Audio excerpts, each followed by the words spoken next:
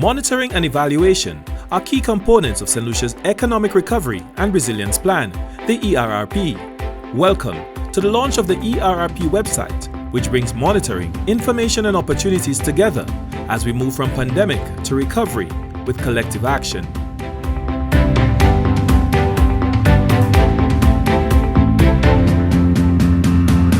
The COVID-19 pandemic created an economic and public health crisis in our country, the region, and the rest of the world.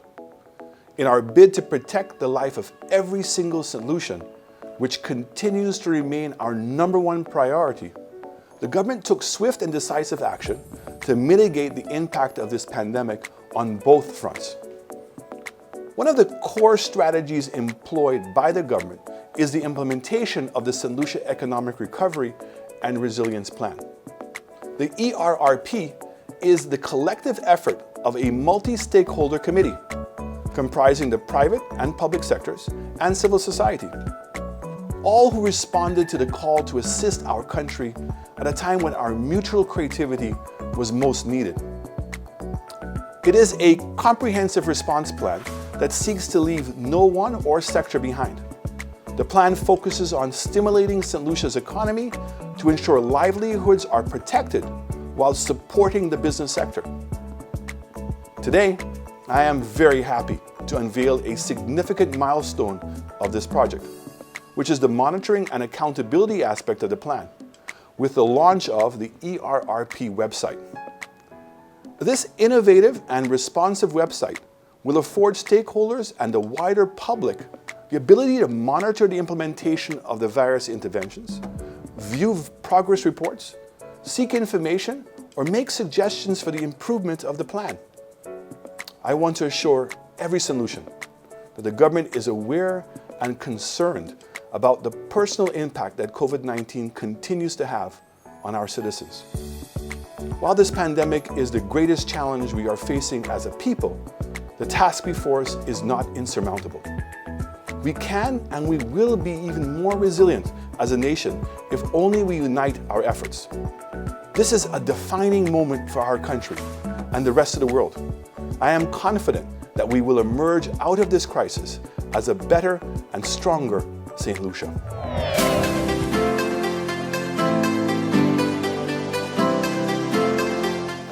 The creation of the website for the Economic Recovery and Resilience Plan is an exciting and innovative mechanism which is expected to provide an avenue for monitoring the 32 interventions being implemented under the plan.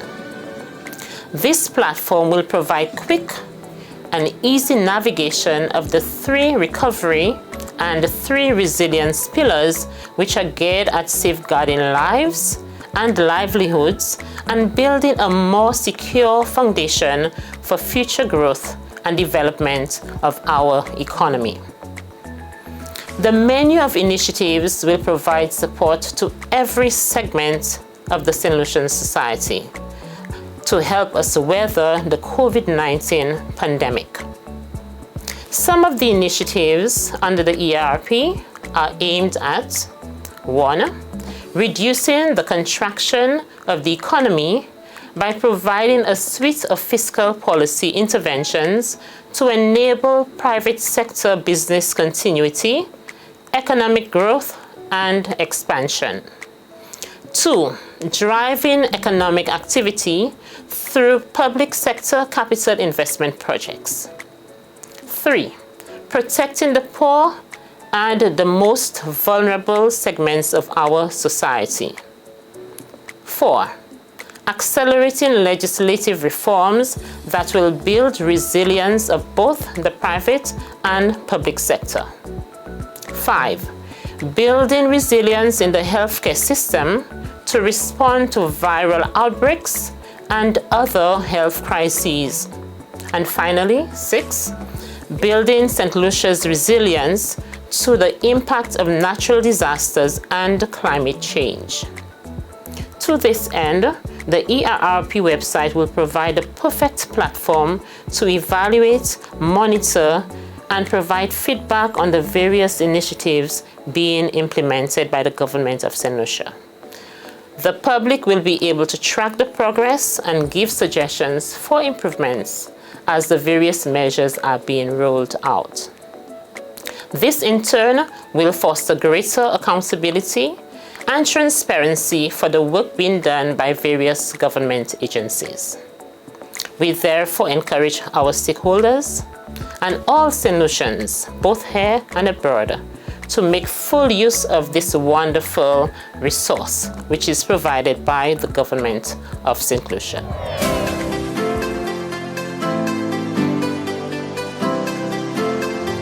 So Pillar 1 focuses on how to incentivize lending to your small, medium, and micro enterprises.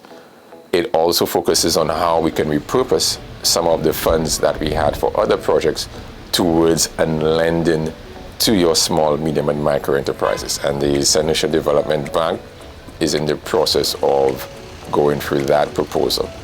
The proposal also saw reductions in duties for PPEs, for instance, because then that would have been a critical component with respect to adherence to the protocol. So my pillar would have focused on that as well. The pillar also focused on the transportation sector, and we would have heard of the duty concessions for your minibus taxi associations and what have you to bring in vehicles and whatnot, and that was subsequently extended to your public officers, particularly those who are your frontline workers. So once you get to the website to get to know more information about the pillar that I was the technical lead on, you click the ERRP pillars towards the top of the screen, as you see I'm doing. It takes you into this page here, and you simply click Pillar 1, Stimulating the Economy. Once you get to that area, you're going to see all of the different strategies that are part of Pillar 1. You will note that we have 10 strategies within Pillar 1. If, for example, I were to click on strategy number 6, which is the increase in the subsidy on flour by bakers, once I click on that, it takes me to this page where I see what the objective of that strategy was, what was the intervention, what was the target audience, and also what was the estimated cost. So in this example, we estimated that the program would cost $0.3 million. Based on which pillar you are on, you could scroll a bit lower down and you would actually see visual representations of the data. So persons, when they go through this site, there will be a wealth of information on not just the pillars that I would have led on, but also other pillars that other technical leads would have done with their respective stakeholders.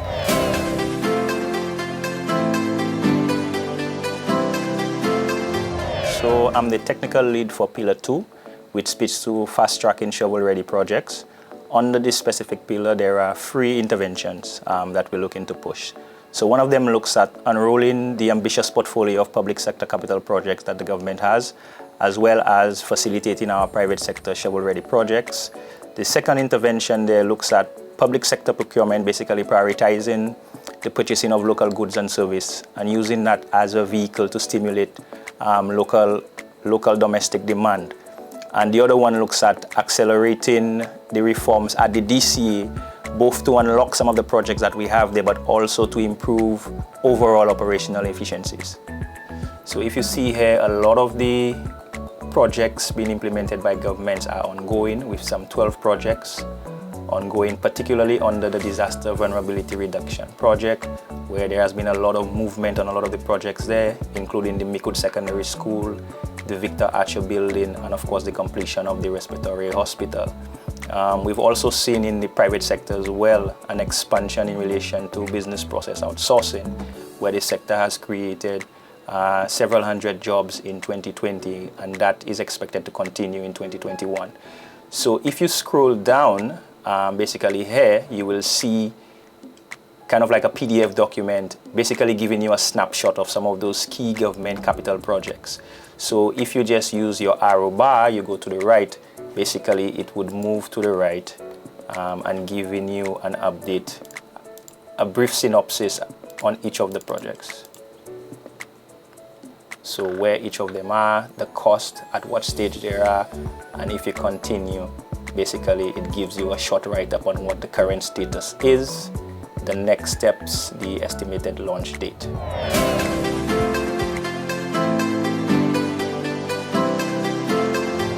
I'm responsible for the social protection pillar, which is really strengthening social protection. The pillar speaks largely to the reality of poverty on the ground in St. Lucia, even pre-COVID. So before COVID, we had poverty in the range of 25%. And vulnerabilities even higher than that. So as a result of COVID, we anticipate that sort of impact on households, obviously from people being displaced from the tourism sector and the services sector and so on.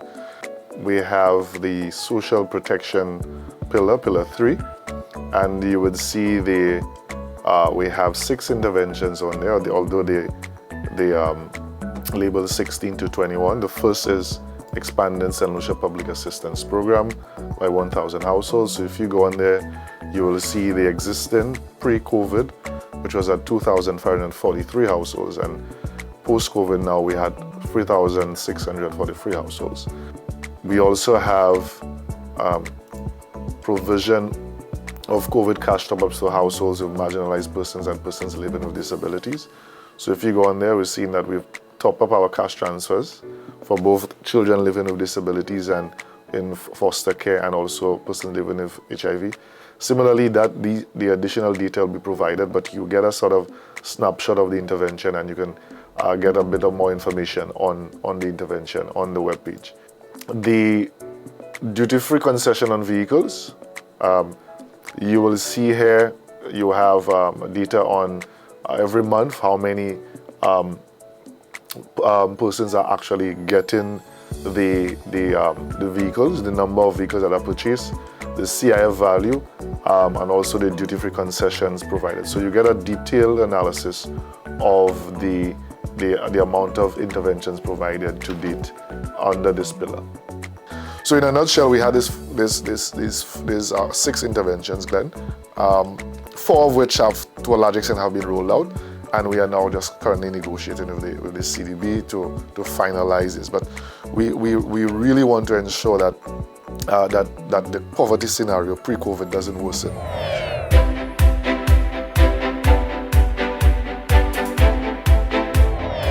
Having a website that is specific to one program or one intent gives you the opportunity to supply as much information as possible to your end user. So it allows you the opportunity to be more focused, allows you the opportunity to craft your content in a manner that pleases satisfies your end users. So here we have the landing page of the dashboard, and this landing page basically gives you all the information regarding the ERRP program, as well as quick links to the respective pillars and the other programs involved in the recovery, the response of the COVID-19 pandemic. Now, to access the respective pillars, you could either go through any of the quick links here, or you could go to the ERRP tabs. Here, you are introduced to the 6 pillars, the 3 recovery and the 3 resilience pillars. Now, any pillar here can be accessible, so you just click on any of the cards and it presents you all the initiatives under that pillar. Now, the layout of the initiative level is the same throughout all 6 pillars. And when you found the initiative you're interested in, you could select it, and it brings you to another page that gives you more granular detail regarding the initiative. So here you have everything regarding initiative number 22, as well as a detailed status update on that initiative. And we have tables as well as interactive data visualization that gives you an overview of the progress and performance of that initiative. Additionally, the dashboard also provides you with media content regarding the program, supplementary information on each of the pillars as well as the initiatives.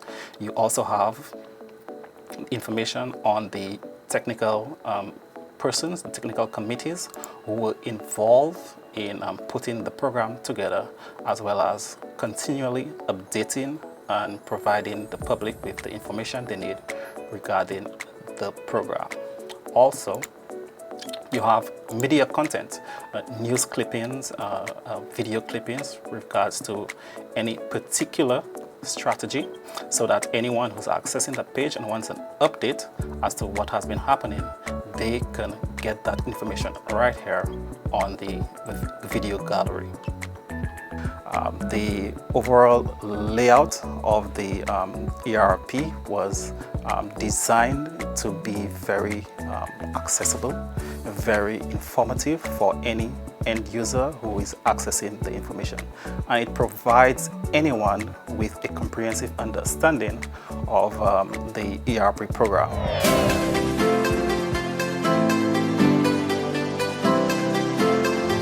The fourth pillar is concerned with resilience building of the productive sectors.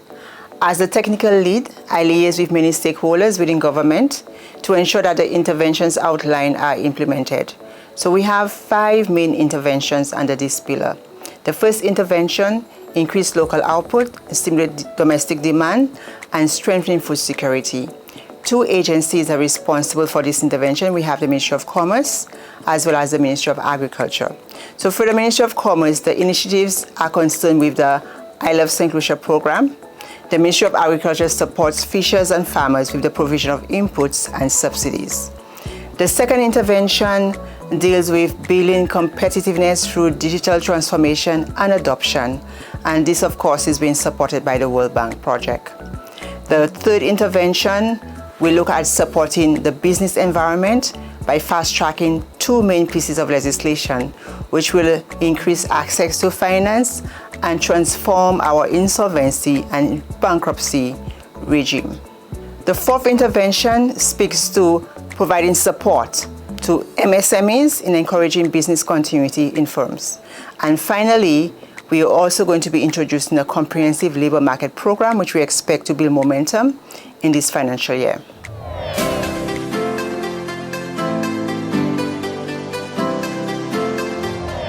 Whilst I am the technical lead on the plan, the agency that's really leading the charge is the Ministry of Health. This is their pillar, and these are all the activities that they are currently conducting and have been conducting for some while. So it's the Strengthening Health Resilience pillar, and under this area we have 5 strategies. So the first one, building capacity of our primary health facilities. We can see here under the Castries Polyclinic that the building is ongoing for the Cuban Eye Care. It used to be previously at the Respiratory Hospital. However, it moved to the Castries Polyclinic. Maintaining mainstreaming care for our long-term management of COVID. The objective is that whilst we have a respiratory hospital, the aim is to have some isolation centers in the north and the south of St. Lucia that would allow for us to be able to manage COVID in a more long-term capacity. Moving on to strategy number 3, which is managing and coordinating efforts to limit the impact of COVID on the population. We have 5 areas under this particular strategy. Strategy number 4 includes managing symptoms of our diabetic and hypertensive patients. Again, PAHO has been very instrumental in this particular strategy, and they have assisted greatly by providing tablets so that persons, rather than coming into our communities to get care, would be managing their care from at home using the same tablets. As a result, last year we had a 69.2% reduction in our management of patients for hypertension. While the ministry had an actual target of 55%, they surpassed the target at 69%. And finally, increasing population access to national health insurance. a policy directive from the Prime Minister was given that we look at a private insurance policy option. So this is an indication of some of the things that have been happening under the Strengthened Health Resilience sector for the Ministry of Health.